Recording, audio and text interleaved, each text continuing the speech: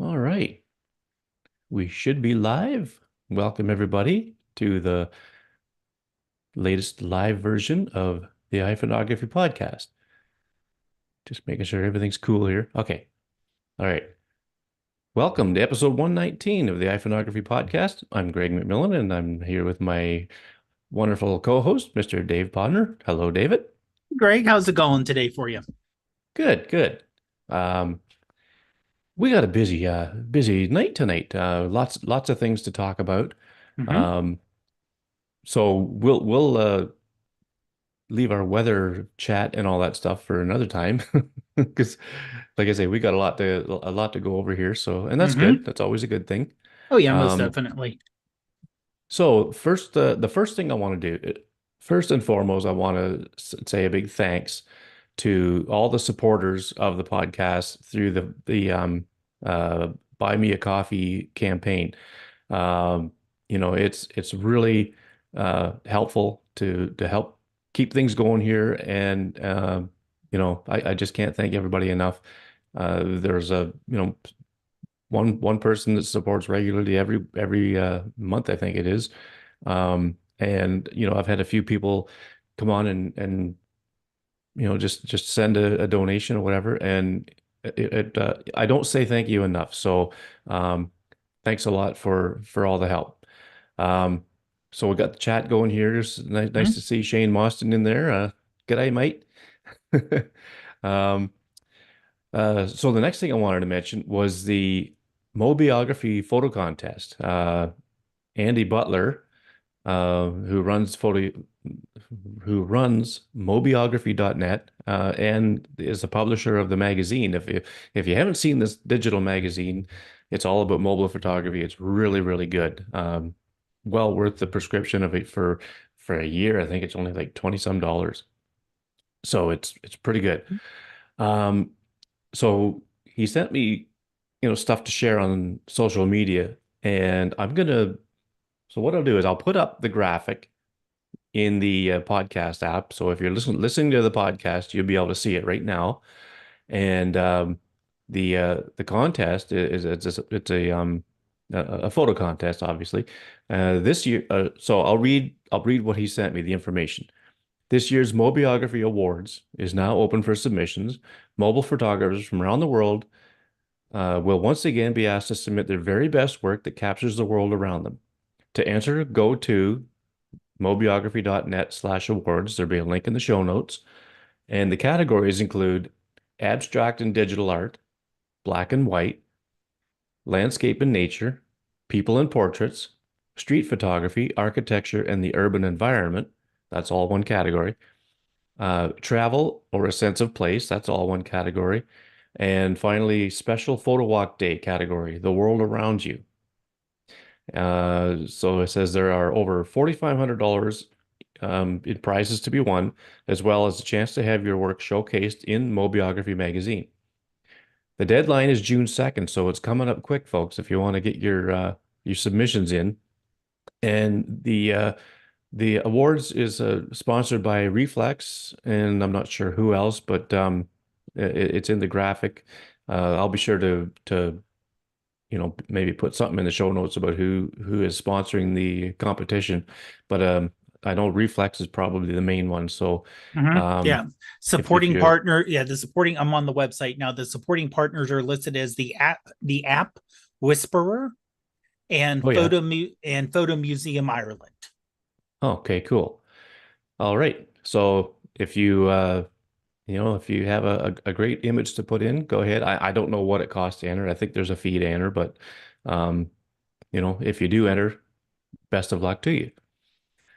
All right. So that's the Mobiography photo contest. Um, okay, so this is an important notice I put as in my notes here.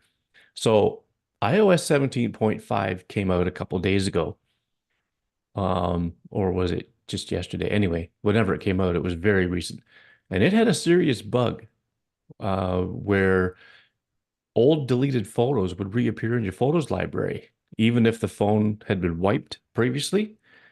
Now I'm not sure. all the details on this, but this stuff really stood out in my mind. And like if you had wiped your phone clean and sold it to somebody else, Mhm. and they, signed in with their own Apple ID and all this stuff, what I'm hearing is that some of your old deleted photos could pop up into their photos library. Either that or it was your own phone and um you know if you had say you did a I call it a nuke and pave if you were having issues Mhm. with it and you wiped it clean and started over and signed back in with your Apple ID, some old photos could turn up. I'm not 100% sure what the case is, but either way, that's a pretty big security flaw. And now, today, Apple released an emergency update. They called it 17.5.1 that addresses that issue. So if you've updated to 17.5, make sure you update to 17.5.1 as soon as you can. And I believe this is an iPhone only update. I'm not sure. Maybe there's an iPad update too. I don't know. But uh, so Shane says, I had old deleted photos appearing in my recent feed amongst new pics. Yeah, see? So I wonder if Mm. that's is that on 17.5, Shane? Like it's just the recent big update. Um, but yeah, oh yeah, well he says yes, it's happened to me. So that's a pretty big flaw. Now I didn't see anything like that in mine, and it's not everybody is seeing it, but there are people obviously that are seeing this. And Apple put this emergency update out. So get your phone updated to 17.5.1 ASAP. Yeah, Shane says, yeah, 17.5. So yeah, there you go. Case in point. Um, And it is happening on an iPad. I see an article on The Verge about it, and it sounds like it is not cloud related because it did happen to someone who does not back up to iCloud. okay. So basically, when you delete a photo, for 30 days it goes into recently deleted. After 30 days, the image is still officially there. It's just a matter of there's nothing pointing to that image. And as they say on The Verge, until it rewrites over, the ones and zeros are still there. You supposedly can't get to them. So somehow it's getting reconnected. That's interesting. So, but this is In a all way, it on kind of makes sense too. Like if it's right. not being overwritten, I can see how it could easily pop back in. But Um, the question is, and this is only happening after you upgrade to 17.5. So if you have not updated to 17.5, still update, but you don't have to. Because this also happened to with voicemails, it sounds like. So it isn't hmm. just photos. This is Oh. more of items which should be deleted. The connection's getting broke, but the deleted items are not getting overwritten and truly deleted. It's just those connections are going back for whatever reason. Interesting. So yeah, and the reason why they don't automatically just rewrite over, I think it's partially power and partially, even though these are SSDs for storage, there's only so many times you can write and rewrite. So if you deleted something and you rewrote over it every time, you're talking power, you're talking software use, and you're talking it could degrade your SSD, which from a software perspective, from a software and hardware perspective, you're like, well, it's basically deleted.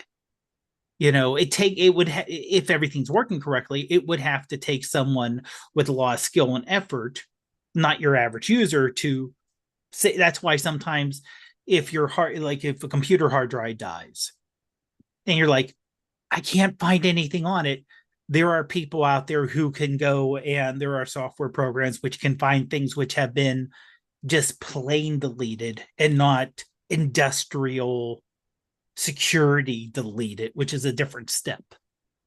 Yeah. So it sounds like Yeah. that's what happened here, is that the new updating the operating system popped up old photos. Now, why did that happen? That's a good story. I'm assuming they found it because there's a fix. So they know what happened and they corrected the fix.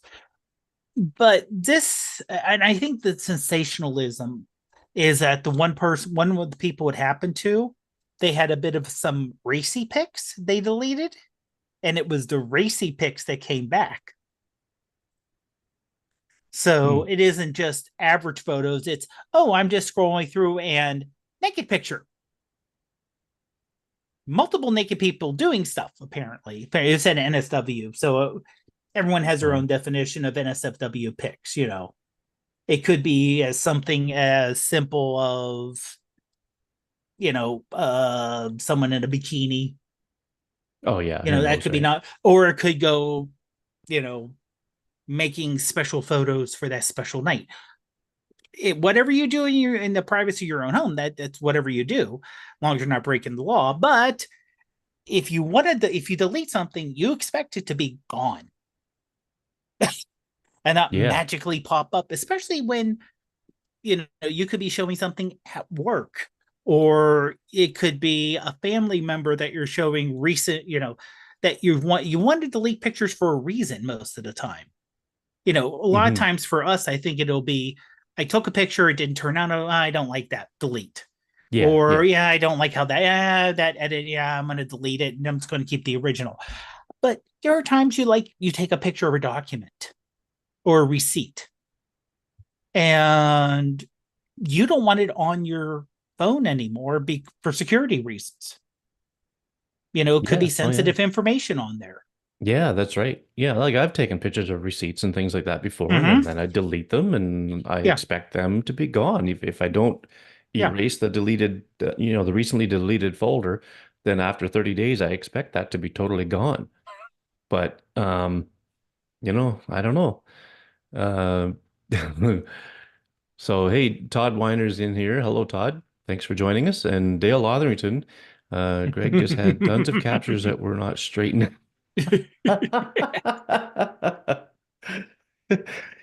Yes, Dale, that could be the case. Could be. Mm-hmm. I guess I'm on the Straight Horizon Police or whatever, but um but yeah, if you're on 17.5, definitely do the update immediately. And you know, like you said, Dave, who knows what Apple did to fix it, but it's apparently fixed. And I guess maybe one of these days we'll find out exactly what they did. And if it's something to do with the overwriting, hopefully it doesn't affect the life of the SSD in the phone too badly. But I guess we'll see. Um, so we're going to talk about some apps tonight, but one more thing before we do that. Uh, so the website, I have an update about that.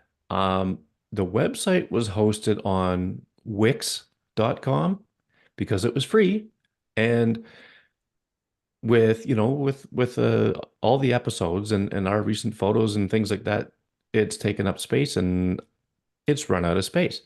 So it's going to remain there for people if they want to look up past episodes. But it was getting to the point now. I don't know if this is because of the storage issue or what, but it was getting to the point where I put a feature photo there, at the top of the post, and it just kept repeating the same post or the same picture for the last two or three episodes, even though I put a different picture in. I don't know. It's dumb. But anyway, um, so what I've done is I've started a Facebook page. So we have the group, the iPhoneography podcast group on Facebook, but this is a Facebook page. And if you use the same URL that you used to go to the website, which is iPhoneography.ca, it will now land you on the Facebook page where you'll see the show notes from the last episode there. And they're going to look the same as they do on the YouTube videos and on the website. It's going to have all the links and everything else. All the pertinent information is going to be there. Our recent photos or whatever, any photos that we talk about are going to be there. And um, it's unlimited storage. It's free. And I know it's Facebook, but now tell me, Dave, I don't know if you know this or not, or if anybody listening. Um, do you have to be on Facebook in order to see a Facebook page and its contents? I don't know. I don't know because I'm signed on to Facebook for everything. Yes, yeah, so am I. So, you know what though? Let me try this. So, I don't know if this will, you know what? I do have I'll be able to tell you in a minute here because I have a web browser. This is my work computer. So, I have Oh, a web okay. browser which I'm not hooked up, which I'm only use for like one site that we use for work. So, I'm not hooked up to Facebook for anything. Okay. So let me go to the site and see. It is asking. Okay, it does when you go there and you're not logged in, it's asking you to log in, but you can exit out and view the page itself. It says here log in or sign up to connect with people you know. So Hmm. it is asking for a login, but you can view the page without a login. You just have to get rid of a pop up. That's all. Okay, cool. All right. So Yeah. that's good to know. All right. So, the group will function as it always has, for interaction, sharing photos, all that stuff. And the web or the page will act as the website for the podcast. Um, you know, I think it's just the easiest way to go about it. Uh, I hate to say it, but I'm on Facebook every bloody day. Just, because of all the groups that I'm in and stuff like that, people are posting things and I love to see this stuff. But so, it's going to be, I think it's going to be a half decent experience. I'm going to create albums maybe for, I don't know if I want to do an album for each episode, or I can maybe create albums for our recent photos and just keep adding to it, or something. I don't know. Either that, or I'll just keep every post separate, and each episode will have a post on there with all the pictures and links and everything included, and maybe I'll just leave it at that. That's probably the simplest way. But I think that's the best way to go for now, at least anyway. Unless I win a lottery and can afford to run a nice, beautiful, big website. But anyway, so that's what's going on with the website. If you've tried to hit the link for the website and end up on Facebook, that's why. But it's been set up like that for a few days now, and I just wanted to make sure I talked about it Mhm. here and everybody can understand what's going on there. Now, I Um, will agree with you that everyone hates Facebook, but everyone is also on Facebook. I don't want to say everyone, a lot of people are on Facebook. Same thing with Twitter/X. There's lots that I don't like about how that site goes, but it's still mass. Same thing with Instagram. Those are still the big three, even though they're not it isn't now. It used to be Facebook for talking to people, Twitter for like broadcasts and looking at what people are putting out in news, and Instagram for your photos and some videos here and there. It's no longer segmented like that, but it's still that's where that and TikTok are the mass of people. yeah. So you have to go where the people are. Yeah, that's true. Go where the eyeballs are. And Mm-hmm. I think, I honestly think the page will probably get more people looking at it than they will Mm-hmm. than we did on the website itself. Um, I looked at the numbers for the views and whatever on the website, and it wasn't terribly good. It was at the point where I thought to myself, do I even bother with this stuff? Putting the show notes out there, on a website.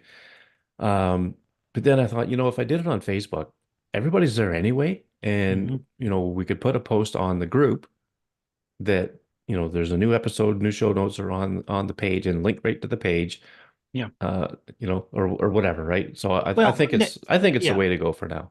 And we do, and I don't know if you want to say, I'll say this so you don't have to. If you go to the page for the podcast, please like it because that helps get the information out. There is a recommend button if you do recommend the podcast. It does ask you a simple question: why do you recommend? And you do have to be logged in for both of those, but both of those help get the information out about the podcast and spread the word. We appreciate that. Yeah. Yeah. That's a good thing to mention, Dave. Thanks for mentioning that. Yeah. That's why I keep you around because you think of stuff that I never do. But now we're going to talk about some apps. This first one, we're going to start with not with the in our show notes, not with the one on the top. We're going to start with the one on the bottom. Okay. Um, this first one, I think it's been around for quite some time, but I didn't Hmm. know about it. And if I did know about it, I forgot about it. But it's called BMO Stitch. So BIMO STITCH. There's a BMO Stitch Lite. There's a light version, and then there's a paid version. And what it is it's an app that stitches individual photos together to make a panoramic. And of course, as you know, if you do a panel that way, you have to overlap each image to do it right.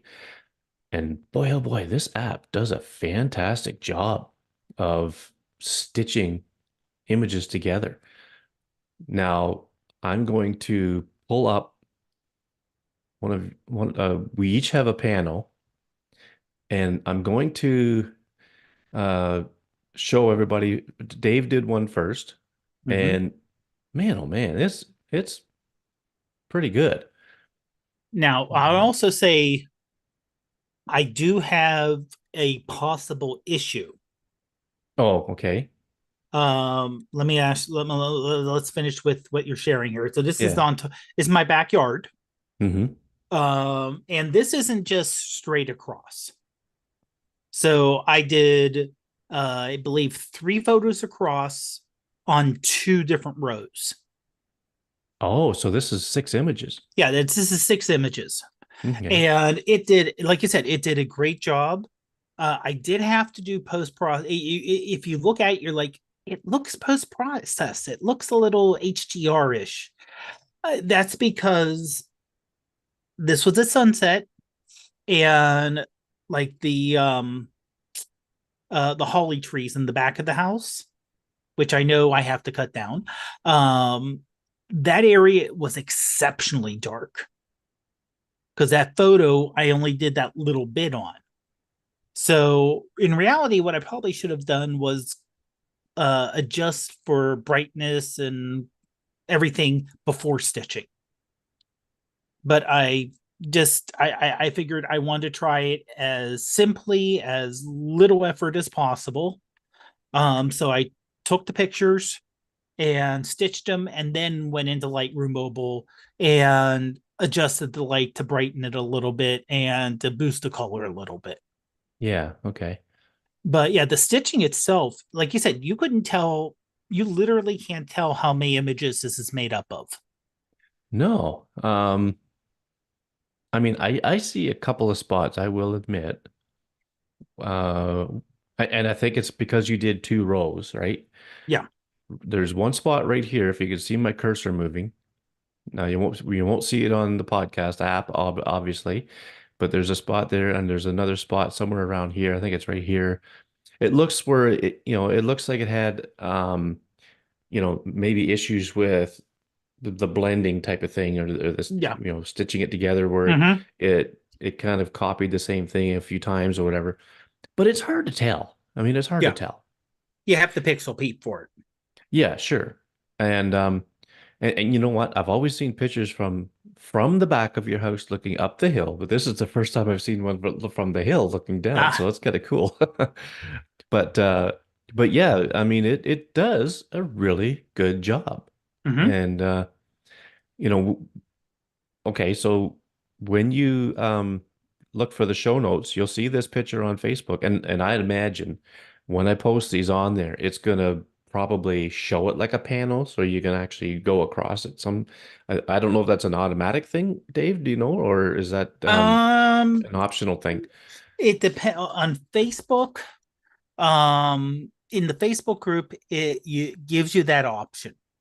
Oh, okay. I don't know on a website. I think it just posted, but yeah, since it is a pano, um, If you view it on Facebook, you can actually use your either if you're on the mobile device, you can move your device or move your Yeah. mouse to look around it.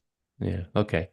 Um, so yeah, I mean, and you went 2 rows and I only went 1 row, but I forget whether it's 5 or 6, but we were up at a neighboring town the other day, and I thought I'd give it a try. And this is a marina at a harbor, and I made sure I got a good overlap of like at least a quarter of the frame, and it stitched this sucker together, and I cannot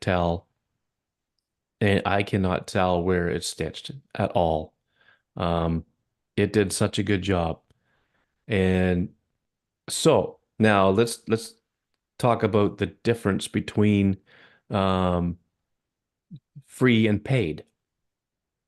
So where are my notes here? Okay, so um, I got free, but a couple of minor issues. One is ads, but hey, it's free, so yeah, you're going to get ads. Mm-hmm. And the other thing is, with the light version, you can't save your stitched panoramic image to the Photos app.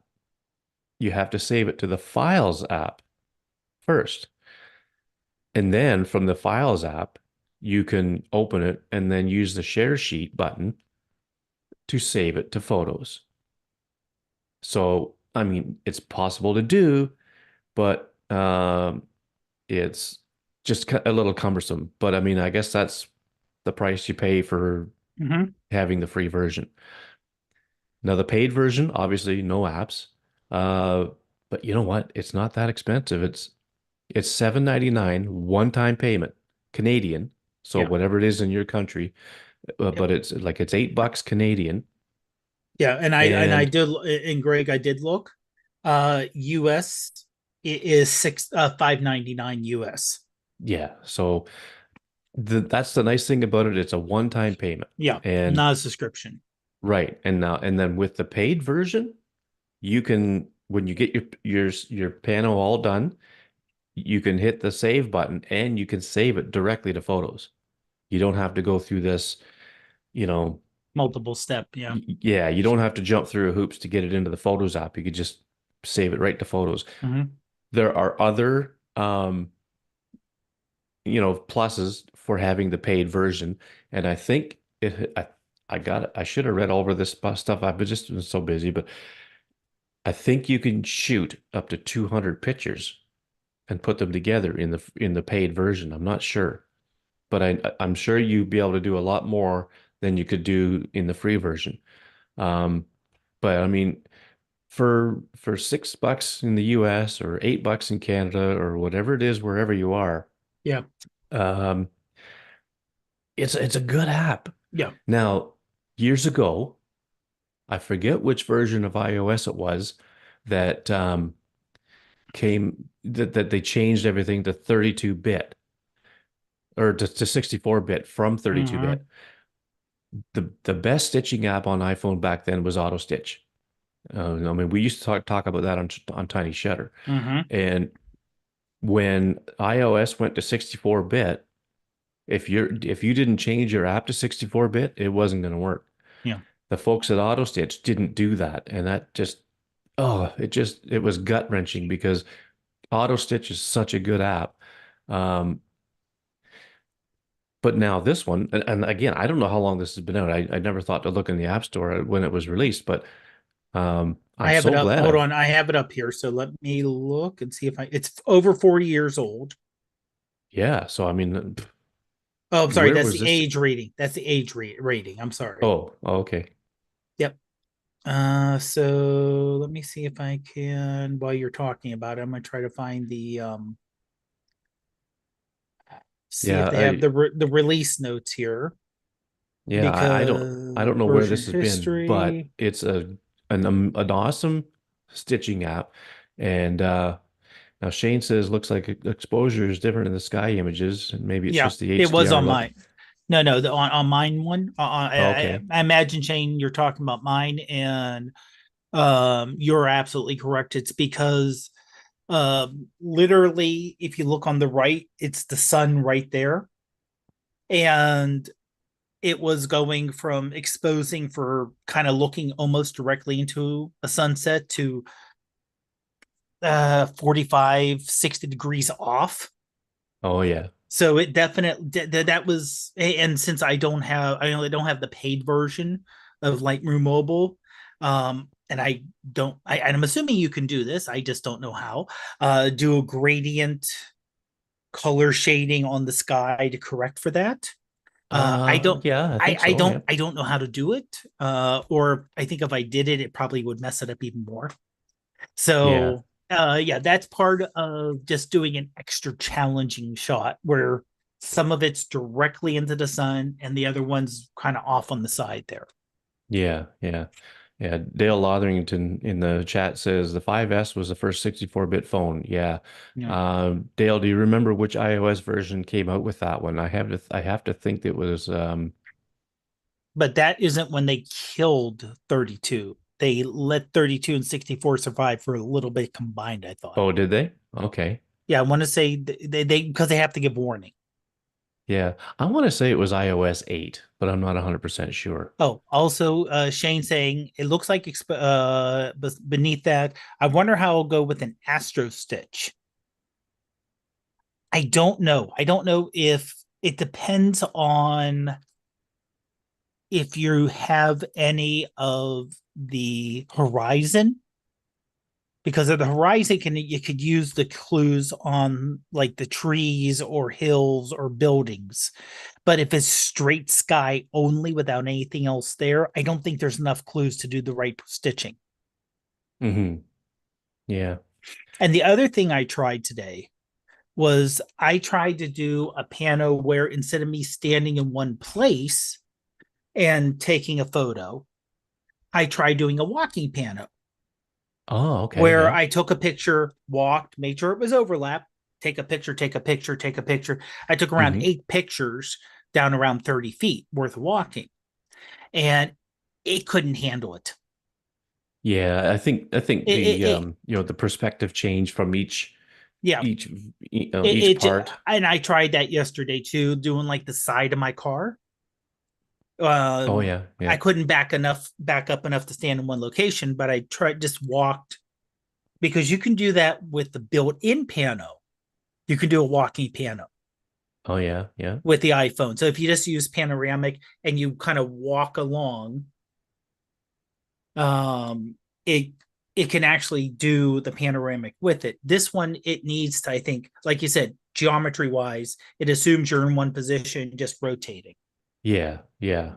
So, Hmm, that's interesting. And I do remember when the panoramic feature first came to iPhone, one of their commercials on TV showed somebody like there's a whole row of people and mm-hmm. somebody was walking with the iPhone taking the panel, but it was Mm, a perfectly white, clear, like clean white background. yeah, So I mean that's gonna make it look pretty decent, I think.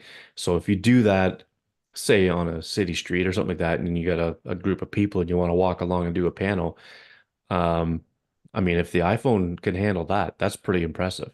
yeah.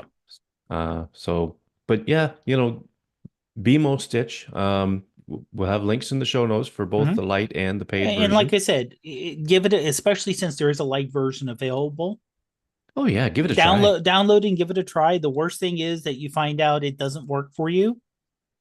Now, the only thing you have to watch out for, like I did with the photos I did today, was trying to do the walking pano. I did the photos, but I was out and I was at lunch, so I didn't really have time to stop, open up the app, let it stitch because it can take a little bit of time if you have lots of images, and then figure out and then reshoot. I didn't have that ability, Mm, hmm. so I would say until play with it, get used to it, know what the limitations are, know how to use well, and then once you do that, then springboard off of that and know how to use it. Actually, I just double checked. The image I did actually had 5 on top, 4 on the bottom. Oh, really? So there were 9 images altogether. Oh, okay. That's interesting. Yeah. And if it could stitch something like that together, that's pretty cool. Yeah. Um, Took a little because bit of usually, time. I had yeah, a yeah, usually you put the same number top and bottom, right. but that's kind of Hmm. impressive, staggering them like that. The other thing I noticed, and this is when I tried to do my one at lunch. It was maybe it was the fact that I was just off a run. I don't know. Maybe things were, hot. The phone was hot, maybe because I was out and it's warm today, or my hands were a little sweaty. I don't know, but I was hitting the screen and it wasn't selecting the image. It's like, okay, I hit the button. I hit the button. Nothing's happening. Why? Where's my check mark? Where's my check mark? Come on, come on. Try and Yeah. get this together before I have to go back to work. Okay, the butt check mark. So that was a little aggravating. That, but when I tried it later on, after I got home, it worked fine. So Oh yeah. it may have been a couple of things going on for all we know. Yeah, yeah, who knows? Use a That's skateboard to smoothly slide or car, bike, sideways piano. Yeah. Well, I would not use a skateboard for myself because I would break something. Uh, and you're not talking about your phone. no, no, that would make it broken too, but more than likely it wouldn't. Yeah, there would be parts of my body that would definitely be broken or at least red afterward. So yeah, yeah. Yeah. But yeah, do or use the point 0.5 zoom if you're going to do like a walking piano, because that way you get a lot more buffer that you can crop top and bottom Yeah, that's true. if you happen to move a little up and down like this because you're zoomed out more if you can. Yeah. Um, uh, Scott Baker says impressive or incredible. And then Shane, two times incredible. Yeah. So that's kind of an inside joke with the Bloody Legends admin group, where when it was I think it was the latest iPhone announcement, they said incredible, I don't know how many times in that announcement. Mm-hmm. And if you watch any announcement, really, especially recent ones, they say incredible a lot. Oh, this Yeah. is incredible. It's incredible. Oh, it's Well, crazy. they always try to pick one thing and repeat. It's good. It's good marketing. Oh, Pick pick pick all pick their one announcements are adjective. marketing. Pick adjective. No, it didn't. Shane's asking, did take off much of the because I did the top with 5 and the bottom 4. Oh, right. Not really, but I also did more overlap on top than I did on the bottom. Oh, okay. So I was being kind of overly cautious with not moving it too much on the top. And then when I did the bottom, that was so I kind of went across, down, and back. And when I Hmm. did across, I was kind of like, okay, no, I need to overlap. Got to be careful. Don't want to move too much. But on the way back, it's like, okay, I can move a little. And it just worked out that way. So the shot was pretty much a rectangle. Right. So it Yeah. didn't really chop off that much in terms of what happened. Hmm. Okay, cool. Um, Maybe, just maybe, if we ask him nice enough, Shane can do a video with this app with the Astro stuff. Maybe Shane, do you think? Um, that would be cool, by the way, Shane, if you did. Anyway, that's pretty much it for BMO Stitch that I can think of right now. Mm-hmm. Haven't really, you know, done too much with it, but I will be using it some more, and I think it's going to be fun to play around with. The other app that we're going to talk about is uh, Relapse. Now, this is a new app from the folks at Reflex, and what it is it's a time lapse slash hyperlapse app. So it's a video app, and it's pretty good. Mm-hmm. Now, I doggone it, I wanted to get out yesterday and do a good time lapse. Didn't have time. Wanted to get out Mm-hmm. today. Didn't have time. I did try a very short one today, but what I'm finding, and I don't know if this is just me, just my phone, or what it is, but if you try to stop it short, like I say, I had it set to go for about, say, 12 minutes, and it was going to produce a 15-second time lapse. I stopped it before it was done, and the app just crashes. And in the Mm. Files app, where it's supposed to save for a backup, which it does, there you could see that it says there's a file there, a movie file, 30 some megabytes or whatever, which sounds probably about right for the length of time I had it going. But when I stopped it short, you know what? I'm gonna check now. Maybe it's processed and it's in there now. But Hmm. it didn't it didn't give me a video. No. Yeah, so You see, like I say, let me look now. let's say I tried one this afternoon. I tried one. I tried a couple. Because even though this is a subscription only, and the subscription's it is a reasonable price. It's like, at least in the US, like $5 a year, or buy it Yeah, outright for 14 or 15. So it's reasonable. Um, but um the the one I did today, I did cut short, not a lot, like 20 seconds or so. yeah. So I'm gonna put it up on the screen. Do you mind if I show it, Dave? Oh yeah, no problem. Okay. Okay, before you Uh, do that, hold on, Greg. Hold on. Say hello. She was quiet. I uh, wasn't gonna bother Say her. hello to Daisy. And she started meowing again. yeah, we're gonna Such get a a little little baby. You're more so information tiny. about her shortly. Yes, you are. But that's Dave's wife, Ruth. Hello, Ruth. You're so tiny. Greg says hi. And their new addition to their family. Mm-hmm. Um, but we'll hear more about the new addition here shortly. But anyway, where was I? You were Yes, showing okay. So I the, I yeah, looked in the Files app, and that yeah. video.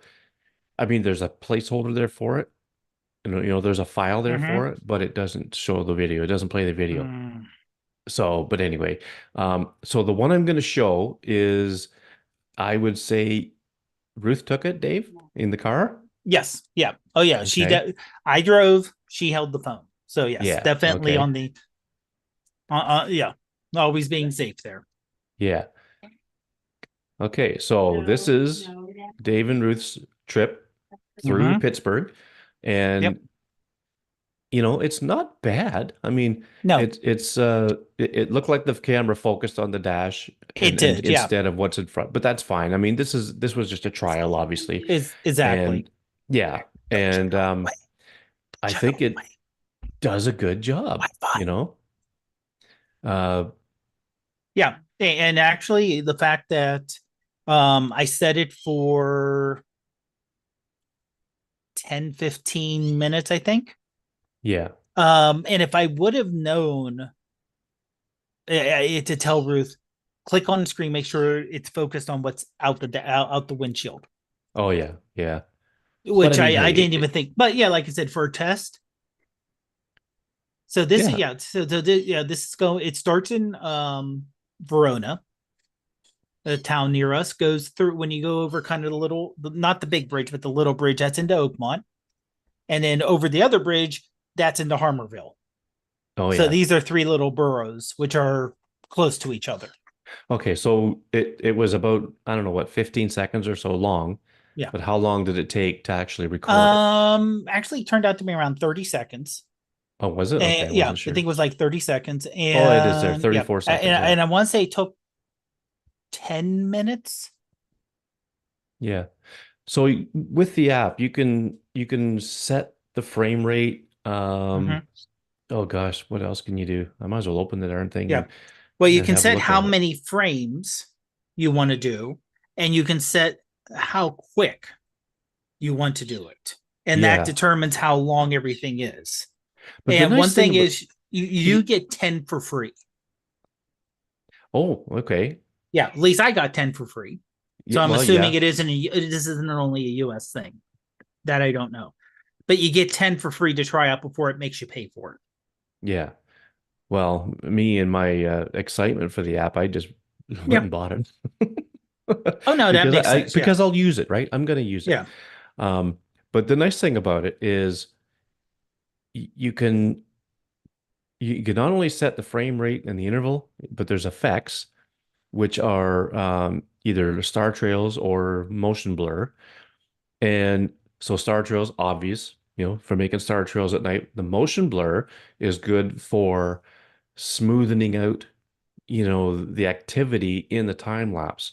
Like I would say for if you have it, if you got your phone set up and it's somewhere where there's like a lot of traffic or something, Yeah. it looks a little nicer when there's just a little blur between each frame, to show to kind Mm-hmm. of really emphasize the movement of the vehicles or the people or Mm-hmm. whatever's moving in the frame. Um, and that's what I want to play around with. I want to get a shot. I want to get a sequence where, there's some traffic or something going on. Uh, Well, and I because think I one now I second is probably I'll pretty say good. I tried to do that with Light Trail, but I didn't exactly know how to set the thing to set the how to set it up. Oh yeah. So I hit the little star with the arrows behind it like it's moving, Yep. Hmm. but I hit it for like 30-second intervals. Oh yeah. And I let it go for an hour outside, and it was just the stars just turned out blurry. There was no Okay. movement.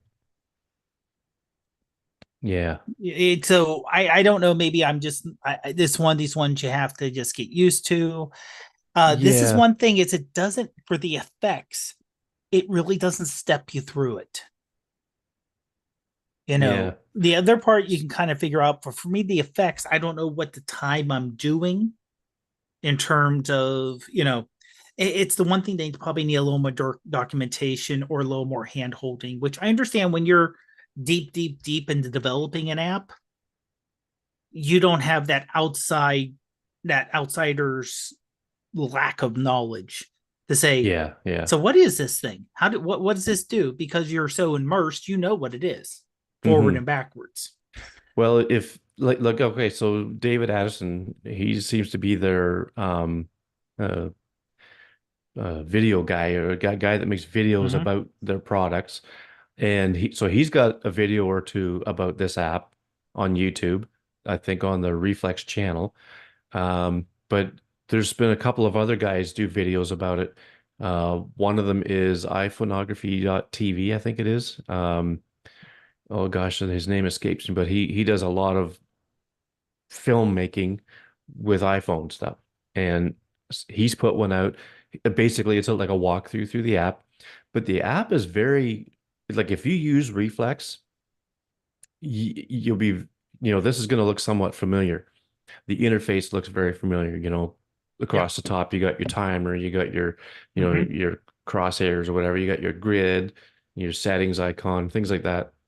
But the other thing about this app is you can take manual control over things like the ISO, the shutter speed, manual focus, white balance, and the EV, like the exposure value. It has focus peaking, histograms, zebra Mm-hmm. stripes, all the stuff that you see in Reflex and even Re-Expose, a lot of it has, you're going to see in this app. And that's what makes it pretty cool. And even like, if you've got, say, your shutter speed set, you want to get back to auto, double tap on the screen, just like you do in Reflex. That's just one little thing Yeah. that these apps have in common. You got um, uh, camera selector and that. But Mm-hmm. for as far as output goes, you've got 4K and you've got max. Now, I don't know what max means, Well, but actually, I there's no did look into ProRes this. or anything like that. I did look into it. Oh yeah. 4K is basically 16 by 9. Max will give you a 4 by 3. Ah, right. Okay. Okay.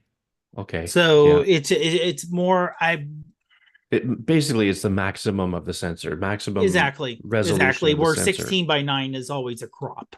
Yeah. Okay. Okay. Yeah, that makes sense. Yeah. And a couple of things Yeah. from chat. As Shane said, it does chew through battery life, which there is you can do if this is one of these set it and forget it that you want to do for time lapse. You can there is an in-app low power mode where Yeah. it does not show the screen, and then you can turn your own phone into low battery mode, and that helps a little bit. Um, And let's see here. And Maurice Backley was saying, how's it different from Moment? And I would say it's just a different it's a different company's spin on stuff. Yeah, You I would know, think so. literally, if it is literally the main strength, even though it can do light trails and it can do star trails, the strength here is time lapse. Or and also as they called it, that what me and Ruth did, hyperlapse. Yeah, yeah. Where time lapse, they're defining it as you stay in one place and you see the world change around you. Hyperlapse, you're moving with you move the device a You're good moving amount. through the world. Yeah. Yeah, wow, it's changing. Now, when David Addison did it as part of their thing on a not a gondola, but a um oh, I don't I my brain just kind of right now. But he was just he was doing a video as he was moving on a thing. Yeah. He had a gimbal. Right. So he was Yes. keeping his hand still-ish anyway, because he was seated, had his hand steady, plus he had a gimbal. Yeah, So yeah. yes, it looked beautiful and smooth as you're going up and down on the wire, and you're seeing, things moving around in Oh the yeah, he was time on a lapse. tram, yeah. Yeah, tram, yeah. So that worked great. The way I tried it, I wanted to try it yesterday, but I did do it at lunch today, where basically I held the phone up, I put it on for 10 minutes. I think it was 10 minutes, and said, give me this, and then it hit start, and I held the phone up with my hand and I ran. Yeah. And looking at the yeah, you need a focus point ID and all the exposures. I would say for the hyperlapse I was trying to do by running, I was running on a trail. So I was kind of always, except for the very last part, going in one direction straight ahead, where it was out in the open and then under tree canopy cover and then back out in the open again. So I was Yeah. trying to get kind of that going into a tunnel, in a tree tunnel, out of a tree tunnel view. Um, and it didn't, no, it basically, if you looked at it, straight out, because of all the bouncing, because it was a crushed gravel trail, but it was not concrete, so it was not flat, so it was a little bit of jumbling and bouncing and moving around. Now if I had a gimbal or something else to help keep me steady as I'm doing it, it would look a whole lot better. uh No, I wonder though, and I said this to you earlier today. I wonder if it would really help though, because the thing is a little. it's not like the ultra wide with its real steady, Right, stabilization that you could run with and still get a smooth image. But because it's taken individual pictures and then placing them one after another, I don't right, know how well that would work. right. Um, but But I did find out though that I went into iMovie. I slowed it down to a third of what it was. So I slowed it down a little bit more, put kind of a vintage 1970s filter on it through iMovie, mhm. and uploaded the movie that way. And it looked a little bit better that way. Also, Oh having yeah. that vintage look made it look And different. there's an anti-shake feature in iMovie as well. Okay. So I Maybe think it you could helped try out a that little bit too. that way. Yeah. Um, but Blake Calhoun, that's the name I was looking for. Thanks, Maurice. He's got I think it's iPhoneographers.tv, but he's got a YouTube channel. Um, he's pretty good at showing a lot of video stuff, and he tests a gazillion different products. But um, so, let's see here. Dale says, take one step photo, repeat hundreds of times, 30 photos a second. Yes, Dale, that's you've done that before, and those hyperlapses were really Yeah. cool. Shane says that seems to be the way with apps now. Almost everything has been done before, and the new app developers invent the wheel. Sometimes they do something groundbreaking, though. Yeah. Yeah, that's true. I mean, there's only so many things that you can create, right? As far as an app goes. And um, there's nothing wrong with somebody putting their own spin on something. Hmm. I haven't used the Moment app to do this kind of work. Um, so to say what it's like compare one to the other, I myself don't know, but anybody that does know, um, by all means, let us know. Like Shane, I think you've probably tried it. I'm sure. I don't know. Um, oh, and Dale says try DaVinci Resolve for free. It's st stable. Is that what oh, its stabilizer is great. Yeah, I have DaVinci Resolve. Yeah. Um, it is free. It's wow. It's like a free version of Final Cut Pro pretty much. And it's Hmm. about 95% of the functionality of the app. There's only a very small number of things that you can't do in the free version. So it is really good, but it's a real learning curve to learn how to use it. Hmm. So there's that. Um, but uh, but you know what? Kudos to the guys at Reflex for coming up with this. I think it's pretty good. I think it's pretty easy to use. You know, there's a few things I haven't tried with it yet. There's a few things that I don't know about it, I suppose. Um, but I'm gonna play around with it. I'm gonna try, Hmm. different things and see what I can come up with. My biggest thing is finding the time to go and sit somewhere for an hour or an hour and a half and make a decent length of a time lapse. But dadgummit, I'm gonna do it one of these Now, days. I'll answer also a question that it was saying about the ultimate test being going from light to dark, Oh, right, yeah. at a sunset. So, unfortunately, I just checked when sunrise is locally here, and that's at a little before 6 a.m.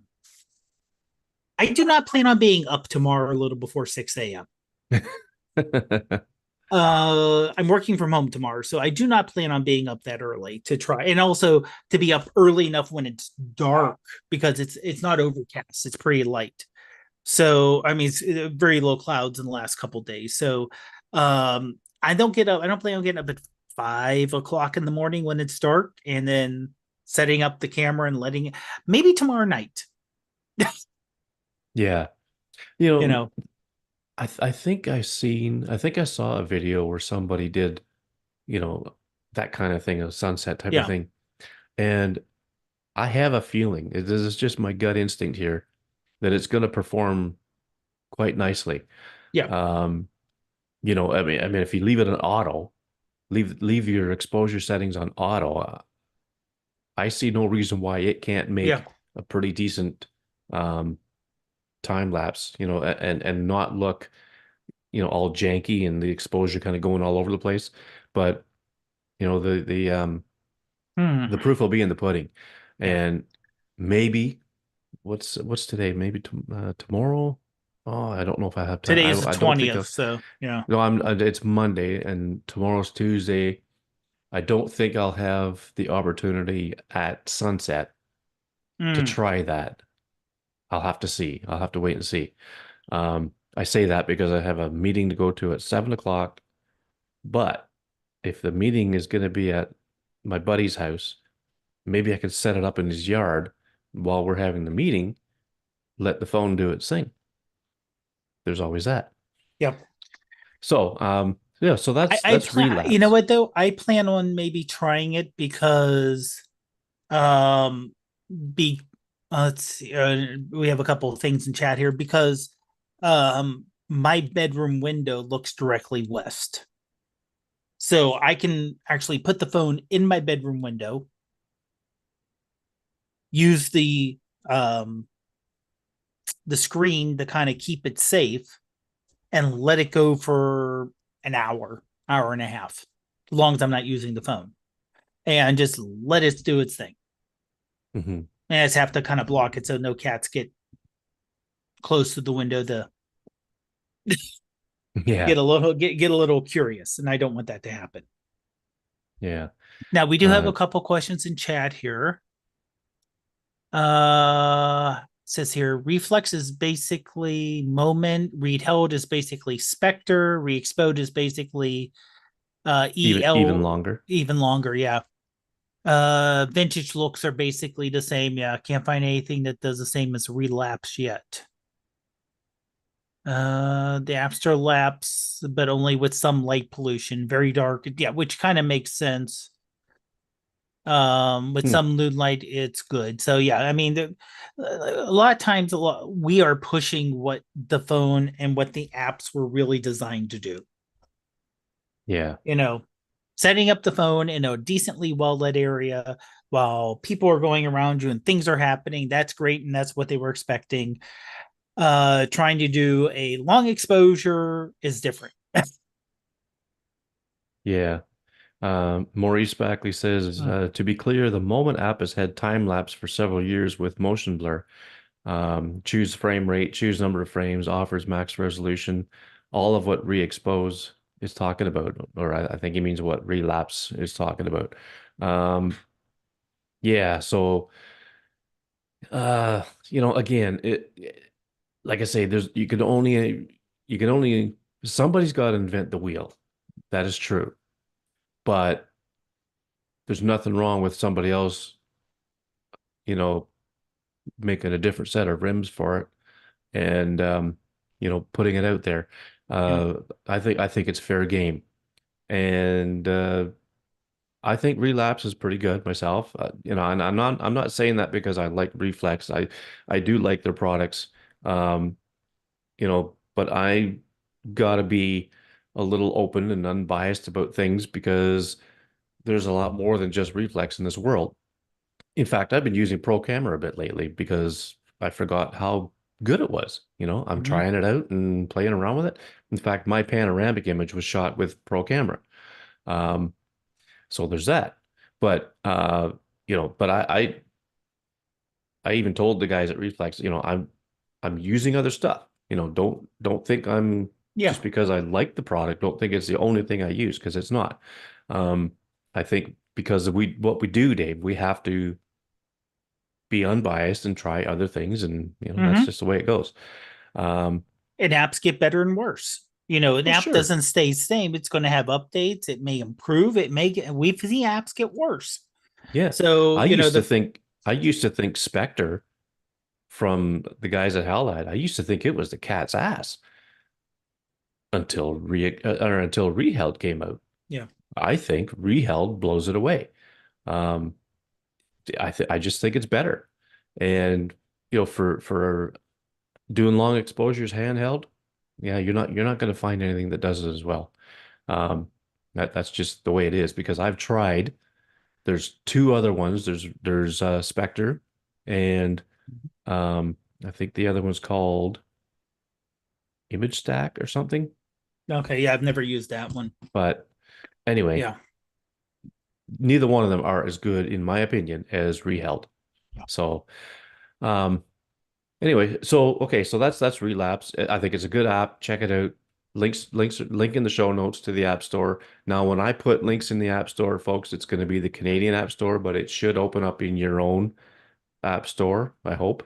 If it doesn't, if it asks you to change countries, I don't know, just search for it in your own App Store and you'll find it. Um, so I want to talk about one more thing before we go to our recent photos, Hmm. and that was on the night of May 10th, the world saw something absolutely spectacular, and that was an amazing display of the Aurora Borealis, or it's Aurora Australis, I think, in Australia, but what else it is in the southern hemisphere, I don't know. But there was a massive geometric storm that caused the northern lights. I call it the northern lights because we're in the northern hemisphere, but the Aurora Borealis to just put on a show like you Hmm. wouldn't believe. And I have some pictures. Okay, I know Dave's got one for our recent photos, but Right. I put three of them up here to show before we go to our recent photos. And now I'll just share my screen. Now, these three images were taken at about a little after 10 o'clock in the evening that night. I was at work, and Mm. this was outside the back door at work. And it's a 3 second handheld shot in night mode on the iPhone, and it picked up the lights. Now, this is edited, yes. And what I've done in the edit is the lights in the building were pretty bright. So these trees at the bottom were somewhat bright looking. And I I went to Lightroom Mobile, applied a mask to the foreground, and brought them down a bit because they were just Mm. too bright and it just didn't look right. So I made it look a little better by darkening them down, making them look a little more natural. Um, but this is the Northern Lights, and I've never seen them like this before. This was just absolutely incredible. There's been millions upon millions of photos of these of the aurora put on social media. And I mean, Antarctica, Australia, um, New Zealand, uh, gosh, I don't know where else they were from in the southern hemisphere, but everywhere from Canada, US, Europe, the Soviet or Russia, whatever you want to call it, all around the globe in the northern hemisphere, people were taking pictures of this. And so, okay, I was at work on nights, and I was fortunately able to leave at midnight to go chase these things around and see Mm. what else I can get. And you'll see another result in our recent photos Hmm. of what I did. But uh, I mean, I just went outside and I could see them. I could see them kind of glowing and dancing a bit. Not nearly, the camera picks it up so much better Hmm. than than the um than your naked eye. But I could see them. And once I started taking pictures, I thought, wow, this is incredible. Well, that was going to be my question was how did the photos compare to your naked eye? Because I can imagine you being further north, you still, even though didn't match the photo, it was still probably brighter than what I was seeing. Yeah, it probably was because where I work, it's on the edge of town for one, so there's a little less light pollution than there would have Mm-hmm. been downtown. Um, you could see them, but you couldn't really see too much. Like you could see just a slight hint of color Mm. when looking Okay. at it without the camera. But as Okay. soon as you put the camera up, oh man, it just Mm-hmm. wow. It was like I don't know how many times better. It was probably 10 times more incredible. Let's just say. Um, it was this is the corona. Now, if you look at your phone now, folks, if you're listening to the podcast, this is what's called the corona of the Northern Lights. It's like it's everything just kind of converges into one spot. And I've seen a lot of pictures of this effect. I think it probably happened at different times, but I've seen a few pictures of it taken around at the same time, and it was just so cool. Now, each color of the aurora represents a different height, from the Earth, and it's hundreds of kilometers. And oh man, it's just crazy. Like this one almost reminded me of the bat signal somewhere. Uh, it reminded me of the movie cover for The Dark Knight Mm-hmm. and how that, the bat does Yeah. that flare or Or, whatever. or even like a phoenix. Yeah, yeah. Um, it was just an amazing event. It's Mm-hmm. just crazy, crazy good. And then the last one I'll show here, this is the rooftop of the plant that I Mm. work at. And this is looking, I believe this is looking north. But I mean, to see them that brilliantly in an urban environment like this, it was Mm-hmm. just crazy. And people all over the place were completely taken aback by this. It was just unreal. Um, the colors are spectacular. Like, okay, and these images, they've been edited. So I've boosted the saturation a little bit because that's what Mm-hmm. everybody's doing. But I mean, it was close to this. I mean, yes, I boosted it, but I didn't go overboard. Um, but it was just an amazing event. And if anybody missed it, I really feel bad for you because this this is, gosh, I haven't seen something like this. I bet you it's been 20 years, 21, 22 years. They say it was like 20 plus years ago that the last solar storm that was like this. But Yeah. if you think about it, what were the cameras like 20 plus years ago? Well, I took a picture with a film camera and we lived, just like 2 blocks away from here at the time. And I looked up and I saw something, I saw the sky kind of glowing. I had no Mhm. clue what was going on. Yeah, we had the internet back then, but I wasn't really following too much of anything going on in the world. Right. But we were out someplace. We got home. It was dark. It was at a time of year, I think, where it got darker much earlier. But I looked up and I saw, what the heck is that? I said, that's got to be the Northern Lights. And if I could dig this picture up, I'll throw it in with the pictures Mhm. um, when I post them on the Facebook page.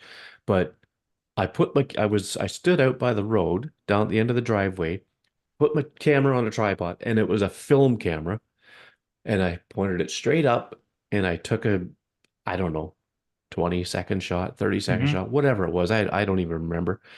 And you could see the glow of the lights in the frame, and it was pretty cool.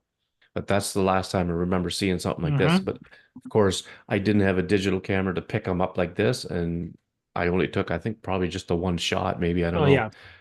Well, I not only was, the other thing that was kind of mind blowing is sometimes with the iPhone, you have to let the camera go how many seconds and let it do its thing. At least for yeah. me, the minute I held up the camera, held up the phone and was even before I hit the shutter button, the image on the screen, you could see it like it was almost like I don't I saw like the purple reddish hue that was on the sky, but Hmm. it's like this is not what this is like wow, because I looked out um when people were first posting images and I'm like, okay, I'll go out my front door and see what it looks like. And I looked out my front door and I couldn't see a thing. Yeah. And it was like, then I saw someone who posted who also lived in Pittsburgh. And I'm like, wait a minute. It's one thing if they're only getting this in like New Hampshire, Vermont, Washington, like places further north than me. But like, okay, this person's actually closer to the city center than I am. So their light pollution would be worse. They're in a denser neighborhood than I am, but they're still in the same area. So if they could get a photo, I should be able to get a photo. So that's when I went out back because we have a street light at the end of our street, which kind of overpower your eyes. So I went in the back where it's a little more shaded, and I turned off all the lights on the outside of the house, and gave my eyes a few minutes to adjust. I'm like, okay, I'm starting to see it now. Hmm. And the shame is, it was only the one night.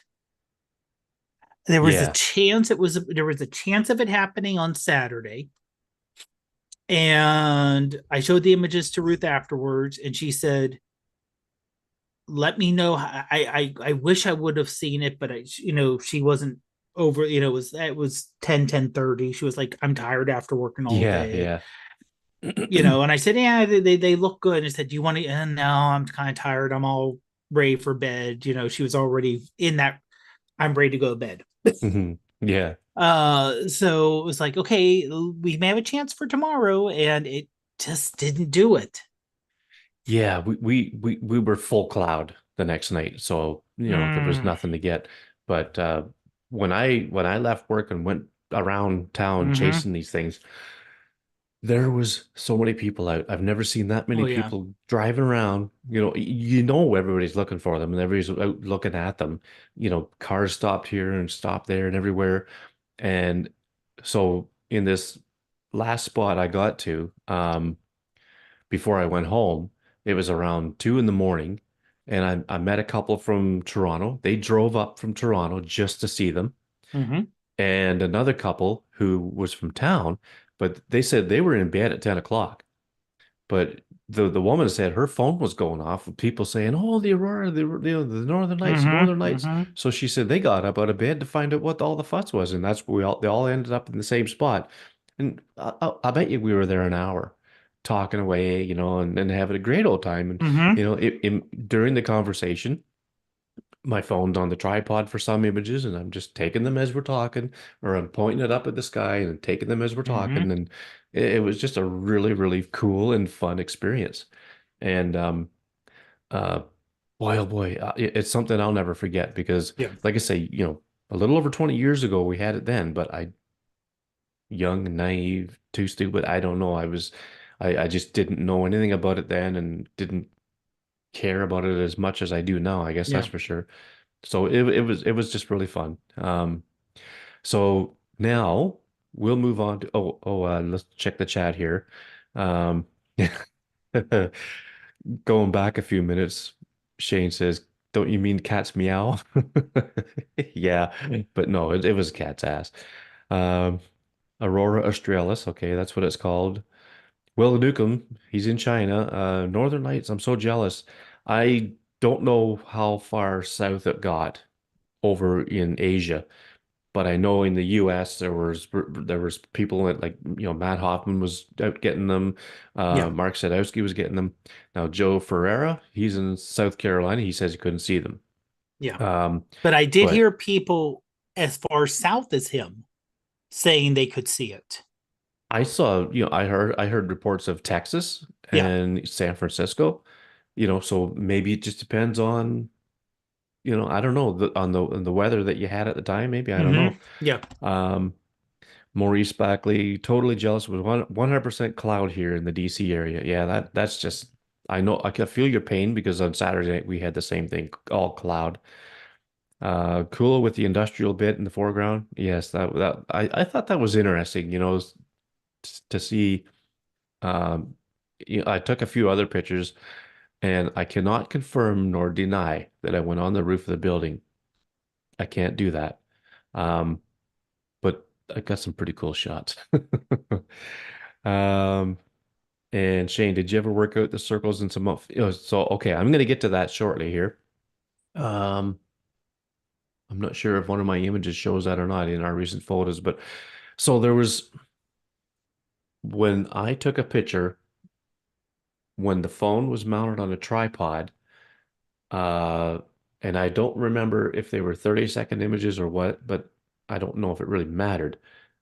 But there was this really weird anomaly right in the center of the frame, and it was these rings. So there was a big, Hmm. big circle and then rings that went out, almost like a ripple effect. And I never noticed it in my own images until somebody in, I think it might have been Shane's group that put a picture there about, does anybody else seeing these rings? And from what I understand, it was only images that were taken from a tripod mounted phone or if it was like sitting someplace um you know steady or whatever, not handheld. It was set down or on a tripod. And I've never seen them before, and it was so weird. And then other people started to say Hmm. they started having the same thing. So I sent a couple of sample images to my guy at Apple who works in the camera department, and he put it through to whatever department he mentioned. I forget now, but uh, he submitted them into I don't know if it was QA or who, but I guess they're hopefully going to look into it. Um, After I did that, somebody in the group said, "Looks like Newton's rings." So I looked up Newton's rings on the internet, and it's a weird phenomenon, something to do with the Hmm. lens of a camera. Okay. I mentioned that to my Apple guy, and he said, yeah, he kind of alluded to he doesn't think it's Newton's ring. He thinks Newton's rings are a little different Hmm. than what we were looking at. But either way, I don't know.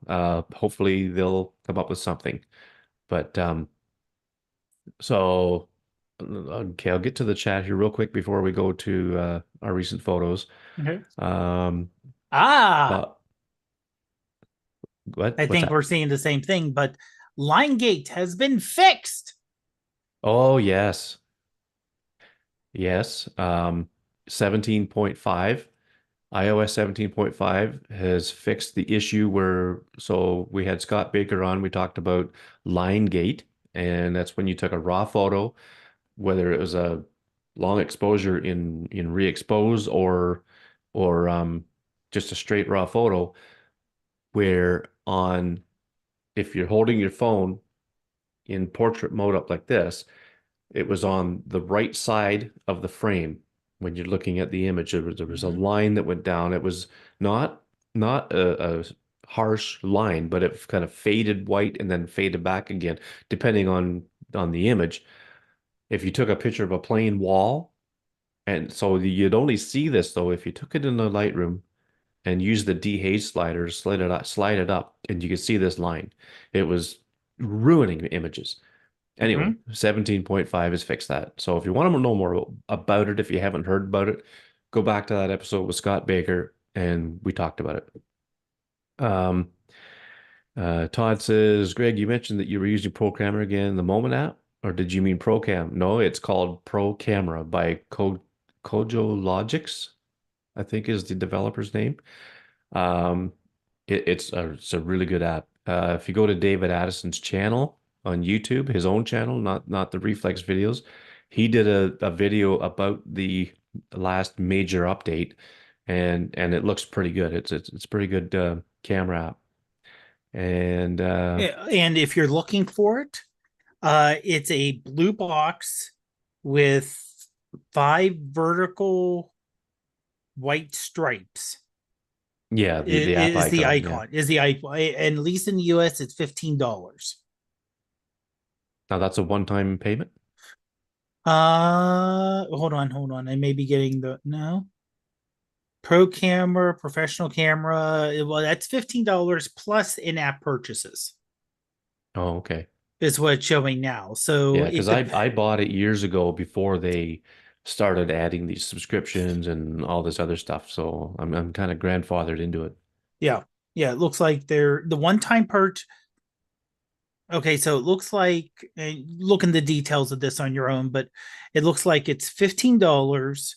There's additional up purchases such as the Vivid HDR, the night camera long exposure, private light box, and there's a one-time purchase of $50, which apparently gives you everything all at once. Yeah. So Okay. definitely look into it on your own if you're, Yep. And you know, we'll put a link in the show notes for yep. the app too. So okay, our recent photos. We're gonna start off with one each from the Aurora.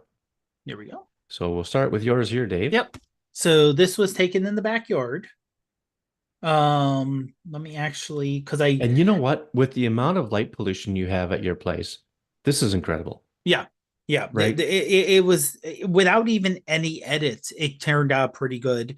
I did do some edits though, just to kind of uh work a little bit on cleaning it up a bit. Let me, and I'm double checking now on which one.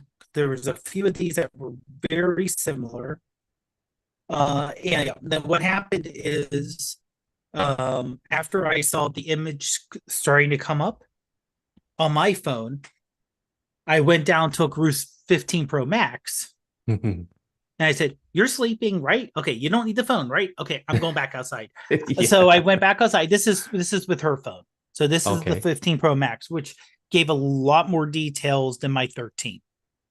Again, when you're in good lit areas without much issue, you can go all the way back to the 11, probably the 11 Pro, and it takes great pictures. But when you get to those edge cases, you notice a difference between the generations.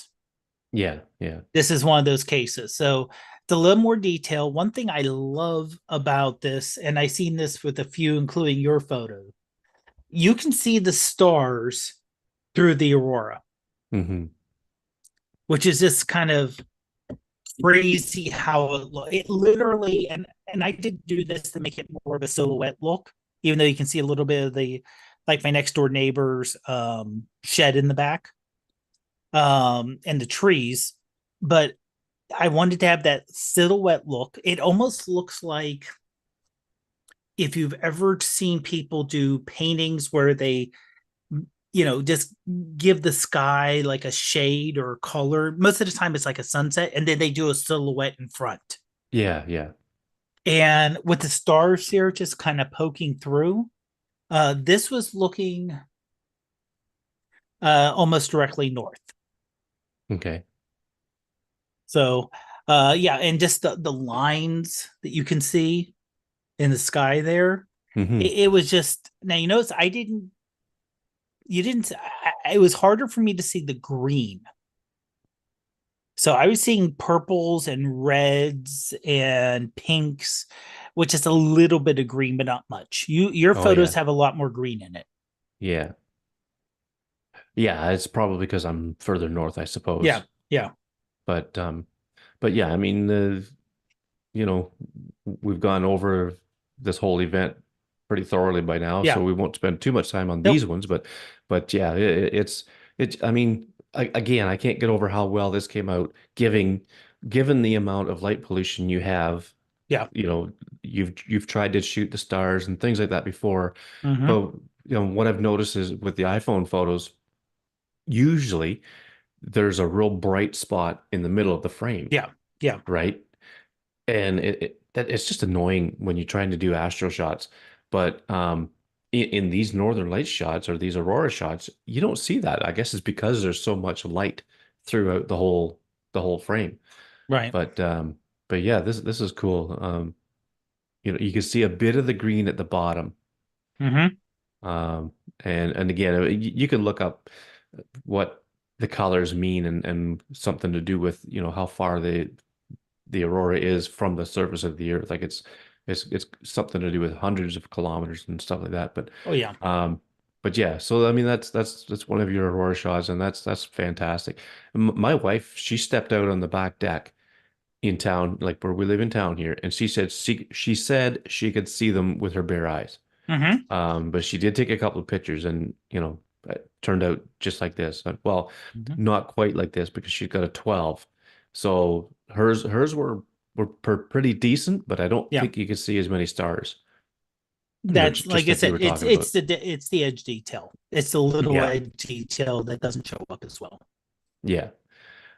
So my first one is now when I left work, it was at midnight, and by the time I took this, it was probably 1:30 in the morning. Mm-hmm. And the light was mostly green now. It was purple at around 10:30 at night. And then when it transitioned to mostly green, I have no idea, but that's what happened. Um, and these are the rings because this was tripod mounted. And forget which lens I used, which camera I used. It might have been the 2X. I'm not sure, but it doesn't matter. I think it was showing up in anything. But these are the rings. You can see them kind of right around here. There's it's clear in the center, but then once you get a ring somewhere around here, then it just looks like a ripple effect going out. And it drives me nuts now that I know it's there. I think I would have seen it, but that this was Mm-hmm. just down at the harbor front. This building here is probably the most photographed structure in town here. It's the grain elevators. And uh,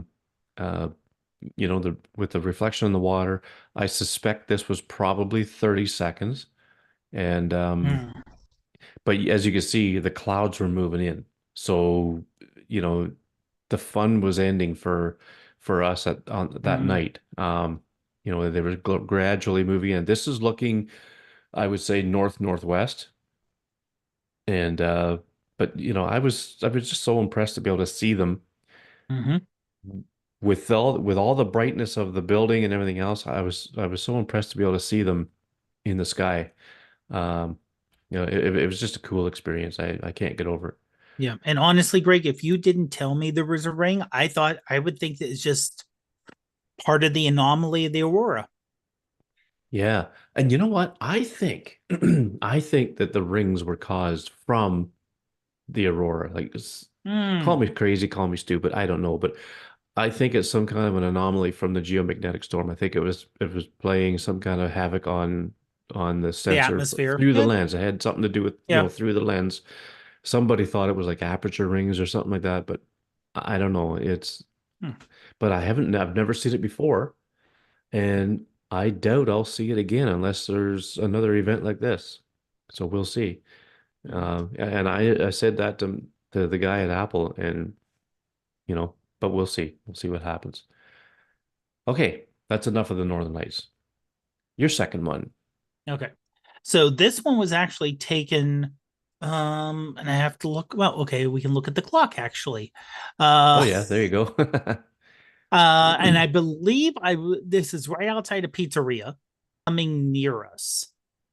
So this is kind of looking northwest. Um, hold on. Hold on. Southwest, sorry, southwest. And I just like the way that it's perfectly clear directly west. But if you go a little further south, you can see all those clouds and the harsh cloud bank there. So that's kind of the look I was going for. Yeah, yeah, yeah. Mm, Definitely see a storm front yeah. there. In fact, I want to say, and I'm going to do a quick check here on when I took that. See if I can find it here. Just while you're looking at that, I'll Yeah. go back to the chat here. Shane says Circle Gate. Well, I called it Ring Gate, but yeah, Circle Gate works too. And he says the rings seem to be only on iPhones. Yes, that's true. I haven't seen or heard of these rings in any other device, and I've now somebody did say they saw it on a 14 Pro. Um, and until that, I'd only heard about it on the 15 Pros. So that's kind of interesting. And then Dale says Magneto is right. I'm not sure what that means, but if it's a reference to oh, what is it? The X-Men, Oh yes. then I don't know That yep, because that I would be it. It would be the X-Men. Yes, oh, Magneto. okay. Yep. But what was he right about? Uh what Magneto or just that Yeah. it was Magneto. No, what was he right about? Uh Dale says Magneto was right. uh let's just say we don't want to go into the full details. Okay. It's complicated. It really is. Okay, we'll skip it. Yeah. It was a little bit complicated. No, what I wanted to see was let's see here. I know recently we had a spate of tornadoes that happened. Ah, But it was actually I took the picture on the 10th.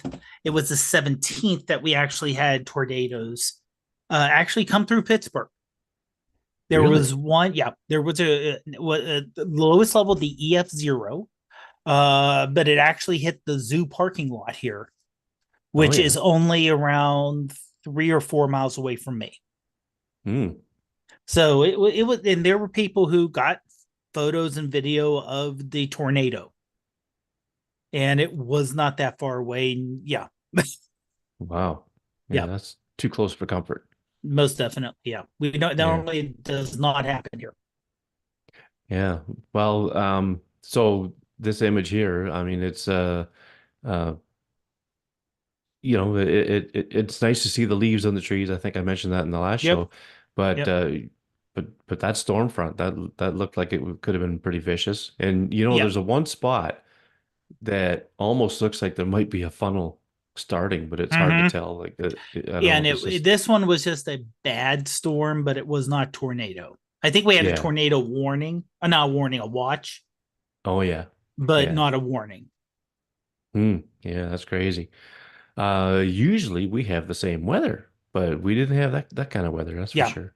Well, I saw and this is kind of going off, but I'll bring it back in a second. An infographic on how many tornadoes countries get around the world, Oh yeah. and Canada is the second most tornadoes on average a year, which I want to say maybe 200 or so a Mhm. year, Yeah. and the U.S. gets around 1,100. Oh wow. Yeah, the Midwest seems to be the worst, so I think, eh? Oh, yeah, yeah. Yeah. It's actually getting a little bit worse because things are just getting warmer and Tornado Alley's kind of moving up towards me. Right. Where one Yeah. time we you could say, oh, I remember the big outbreak in '85, which was literally one time we had tornadoes, but other than that, it's like we never got them. But now we have more severe storms. But yeah, so basically Oklahoma going up through, Indiana, Hmm.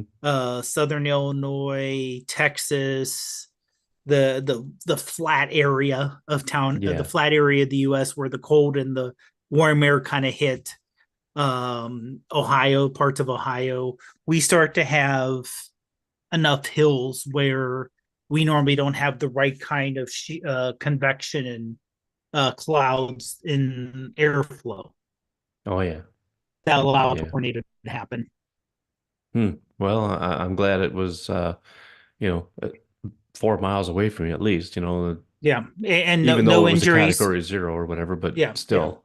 yeah. I mean, damage. There were trees down. There was damage, but I don't Yeah. think anyone was severely injured. No one was definitely killed. So that's always a good Yeah. thing. Well, that's a good thing. Yeah. Um, so my second one, so these were all shot on the same night, actually.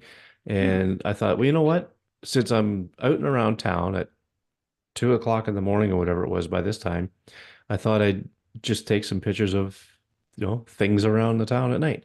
Um, this was, oh shoot, you know what? This was not the same night. This was the next night. Okay. I left work early again. I was able to do that. And I went around thinking, okay, well, I'll just see if the aurora is out, but Right. it wasn't. It was too cloudy. So I Mm, thought, I'm gonna take a few pictures that I've been wanting to take for a while. And this is just looking from a bridge on the street, the main street that goes through town, and the harbor comes right in, like, and behind me now would be a river that comes out and comes out into the harbor. right. And so this is off the bridge, looking at that's a lake freighter that's in town for repairs or whatever. And quite often we'll have two or three lake freighters in town that stay for the winter. But in the summer, if they come into town, they just come in for some, maintenance or whatever, and then they're on their way again. And so that grain elevator building, that's what you see in the middle, in the right in the middle of the frame there, with no light shining on it because the lights in the foreground and on the ship were kind of overpowering that. And this was just a handheld night mode shot, and I believe it's with the 5X. And you know what? All I did was I think I might have bumped up the contrast a little bit and the saturation. I think that's all I did. But that's just our harbor front. You could Mm-hmm. go, you could walk way out past the ship on the right there and then come back around across the bridge that I'm standing on, and then the walkway on the left goes, you see it where it goes there, then it makes a left, um, you know, and then it eventually comes around, and you could drive down to where that grain elevator is, and just on the north side of the grain elevator, which is the far end, this is looking north, you can, people go fishing out there and whatever. So, but yeah, that's just our local harbor, and I thought it looked kind of cool. Mm-hmm.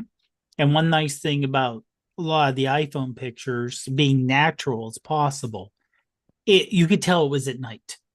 Yeah. It doesn't look artificially lightened or, uh remember when Google first came out with their version of a night mode, Yeah, night and it sight. took night sight, and it went from a dark image like what you're seeing here with enough details to it looked completely bright like middle of day. Yeah. Yeah. And Well, but this both did look a cameras, I would little say lighter both. originally. This did Okay, look a little you did lighter some originally, adjustments. but not much. But I did Yeah. darken it down a bit. So this one, I've been waiting to hear about this one from you, Dave. And this is Daisy. And Yeah. if you were on video, you saw her earlier as Ruth brought her in. Yeah. Ruth's been wanting to get either a puppy or a kitten. And it was kind of like, yeah, puppies, but they are a lot of work and housebreaking and everything else. So I don't want to say we decided on it, but kind of said, okay, kitten we can do. And we went to our local humane society.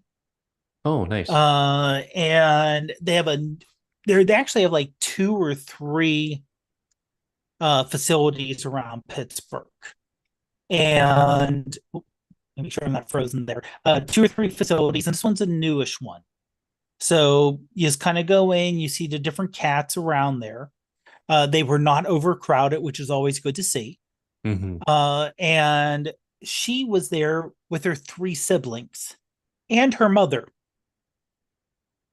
Oh, wow. So now known as Daisy, at the time Alfalfa, Oh, really? because they named the four kittens like Alfalfa, Sprout, Oh, yeah. that kind of theme.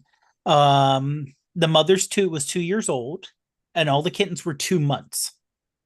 Oh, wow. And we looked at the mom, and it said medically not cleared. And Ruth went out for and said, "Oh, that means everything's fine." But the vet, and then another couple looked at it, and they said, "Oh, yeah, yeah, she's up for adoption." But the mom did go home with the other couple, Oh, okay. and two of her siblings were adopted the same day together. And it was her and her sister, looked very much alike, black and white spots. Hmm. um Daisy here, very outgoing though, very very outgoing. So we did the adoption, brought her home. They said keep her by herself for a week or two just in case she has a respiratory thing from that, make sure no one else gets it. And then of course go see her vet and get her tested for all the stuff. Should see, but she is fixed. Oh, But yeah. just get her, yeah, yeah. They do, or I didn't know they could do it that young, but she's fixed, so that's a good thing. That was included with the adoption price. Oh, okay. So that's like, okay, yeah, it's $40 to fix the animal, so that's included in the 110 that we paid. And all the vets and checkup and all the early stuff that needed to be done. So that was included.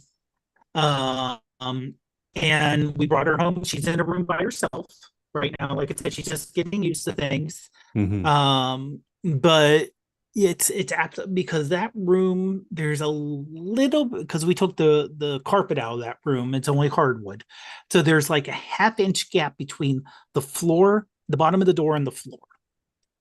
And she can get her little paw out Oh, yeah.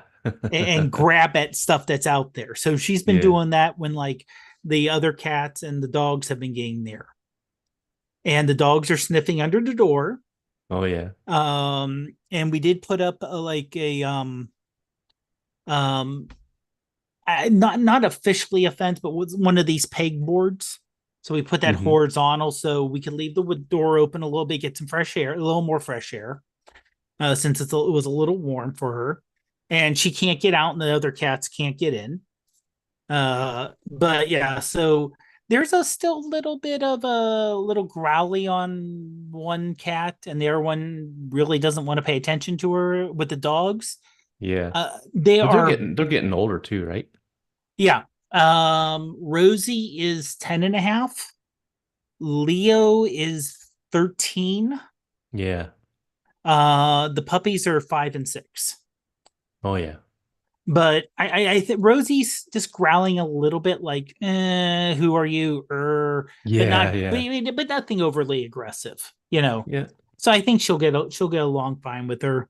The dogs are just happy. They're barking, but they're like happy barking, not Yeah. aggressive barking. Like, hi, hi, hello, hello, Yeah. hello, hello. I want to be your friend. I want to be your friend. Hello, hello, hello, hello. So And she literally like we'll go in there and we'll lay down on the bed because it's a spare bedroom, and she'll come up and she'll lay next to us. She'll flop it down. You hear her purring. She has no problem with us carrying her around. Hmm. Um, she's jumping here and there and everywhere, eating, doing all the good stuff like kittens are supposed to do. She's using her litter box. There was no Well, that's question of good. we set it up. They gave us litter. It's a corn based litter. So it's a different one than I normally use, but it's lightweight and it seems to work really good, and it lasts like a month Oh yeah. for a cat. So I'm like, oh, I like that better. But yeah, she's got no problem at all. Yeah. She's Well, just adjusting very well. um, what I like about this picture is, she's center, Mm-hmm. which is usually kind of a no-no, but it works with this one. But what I like is the different layers going up. You've got, Yeah. like a some kind of a plaid art of clothing or whatever, and Yeah. then something brown, and then white, and then you get the background that's in, different colors and that. Mm-hmm. So I just like the way, the image flows up through, but with the cat being right in the center, with the eyes a little bit above center, almost at the two-thirds line mark, it just works. It really works well, Mm-hmm. and it's a pleasing image to look at. So, um, and I mean, she's cute as a button Oh too. yeah. Nice. I And I love the also love the eyelashes. yeah, and I love the way her paws are just crossed. Yeah, yeah. It's almost like she's actually literally posing. Mm-hmm. Yeah, Yeah. and this was my phone, and this was taken portrait mode, Oh yeah. Okay. which I Yeah. generally don't do with our animals just because it's hard to get them to not move. Yeah. Yeah. But no, it worked out good. It worked out good. Yeah. Yeah. Yeah. She's definitely a cutie, and Oh yeah. hey, congrats on the new edition. Yeah, thanks. Thanks. Um, so my last one is, again, it's downtown, and actually this was just after I took the last one, looking at the ship out in the harbor. All I did was I walked across the bridge to the other side and looked up. This is the main four-lane street, highway, whatever you want to call it, that goes right through town from east to west. And if you look right in the center of the frame, you can see where it goes up on a hill. There's hills that go up on both sides of town. Um, and what I liked about the fact of this night is that the streets were wet. And if you're gonna do Mm, night photography of streets, it's always best that it's right after a rainfall, because the shine on the street reflects the street lights and whatever a lot better than if it was dry. So that's another reason why I kind of took a few shots around town, and I just looked, straight up the sidewalk, and tried to frame it, with a what I thought was a pleasing composition. And that building on the left there is one, two, five, six, seven, eight. It's an eight-story building. That is the tallest building we have. So eight stories is our tallest building. Our mm, hospital is only like six, I think. Um, so we don't have a lot of, you know, wonderful tall buildings to make a nice cityscape or anything.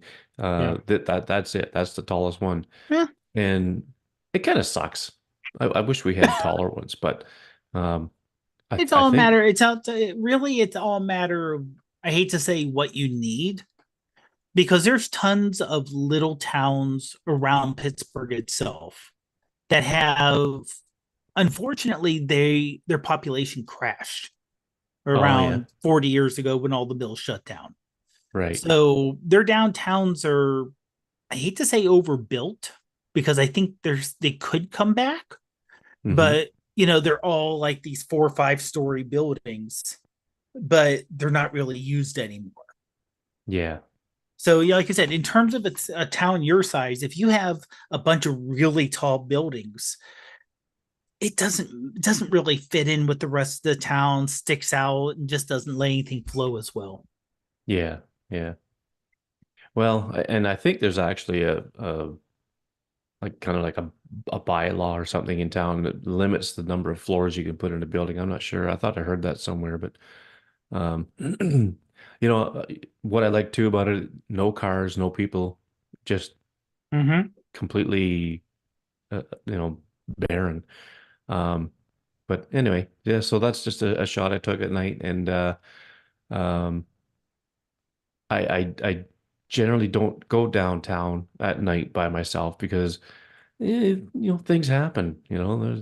There's things have happened in this town, and it's if I was with somebody, I probably wouldn't have any issue with it. But just when I'm by myself, I'm not comfortable with it. But it's not to say that it's a terrible town or anything, but you know, there's been a few incidents, let's just say. So I try not to do that too much. But anyway, so well, that's our recent photos, Mm-hmm.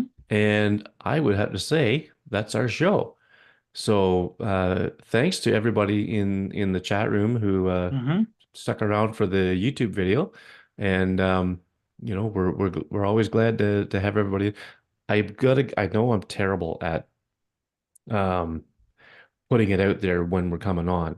I got to get better at that. Like Shane, when he does the live stream, he has a thumbnail on YouTube saying coming up, and I got to figure out how to do that.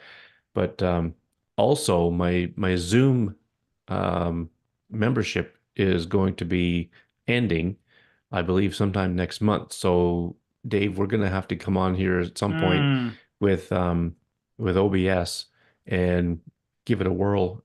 I Yep. don't think it'd be too complicated to get it out that way, but I think that's the way we're going to go with it. And we'll probably just use like FaceTime or something Yeah. or whatever we can do to make it work. Anyway, we'll figure that out. Well, But yeah, we're gonna have to figure it out because I'm on my work computer, which is a PC. oh, right, okay. So what do you use So for video conferencing? Microsoft Teams, but I can Okay. use WebEx or well, it's something we can figure it out off camera too. Yeah, we'll figure it out. Yeah. Um, okay, but anyway, all right. Well, thanks everybody for playing along, and all the links in the show notes, either on the Facebook page or in the podcast app that you're watching or listening to this on, and you can check out the any apps that we talked about and all that stuff. You'll be able to see the pictures there too Mhm. if you can't see them on your podcast player. So. Um, Thanks, Dave. Great talk. And thanks again to everybody in the chat room for showing up. And we'll see everybody on the next one.